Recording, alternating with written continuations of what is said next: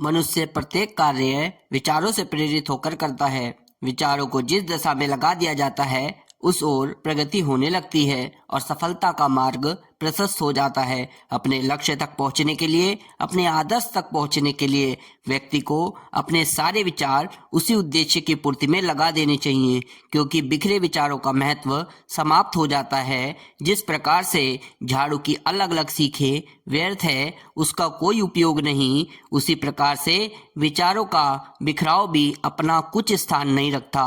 लक्ष्य की ओर मन, वाणी और कर्म का समन्वय करके, कोऑर्डिनेशन करके बढ़ना चाहिए, तभी सफलता हाथ लगती है।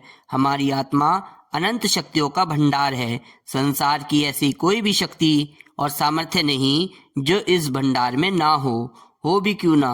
आत्मा परमात्मा का अंश जो है। आत्मा में विश्वास करना परमात्मा में विश्वास करना है। जिसने आत्मा के माध्यम से परमात्मा में विश्वास कर लिया, उसका सहारा ले लिया, उसे फिर किस बात की कमी रह सकती है। आत्मा का शक्ति कोष अपने आप में स्वयं में नहीं खुलता, उसे खोलना पड़ता है। उस उद्घाटन की कुंजी है स्व संकेत, मतलब ऑटो सजेशन।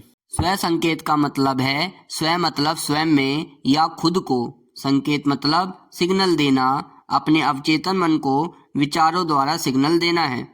स्व संकेत का मतलब हुआ विचारों को अफर्मेशन के द्वारा अपने अवचेतन मन में, अपने सबकॉन्शियस माइंड में बिठाना और अपनी शक्तियों को जगाना है।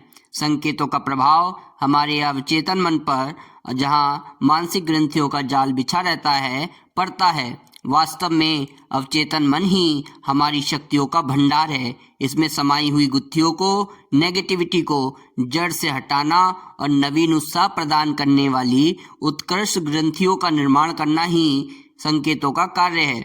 संकेतों द्वारा विपरीत ग्रंथियों को सहज हटाया जा सकता है। तत्पश्चात नवीन ग्रंथियों का इच्छा अनुसार बीजारोपण किया जा सकता है।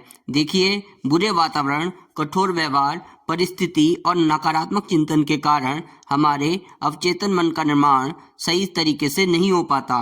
हम उसमें तुच्छता और दीनता की ग्रंथियां जो हैं अनजाने में बना डालते हैं।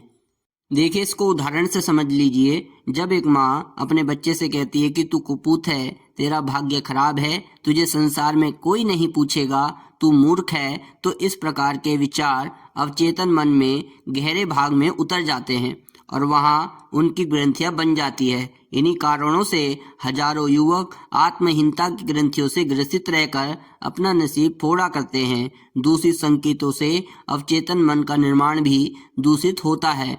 जिन भावनाओं, विचारों, कल्पनाओं का हम दृढ़तापूर्वक चिंतन करते हैं, जिन आदर्शों पर हम अधिक समय तक विचार करते हैं, वे हमारे अवचेतन मन में उतर जाते हैं और स्थिरता धारण करते हैं।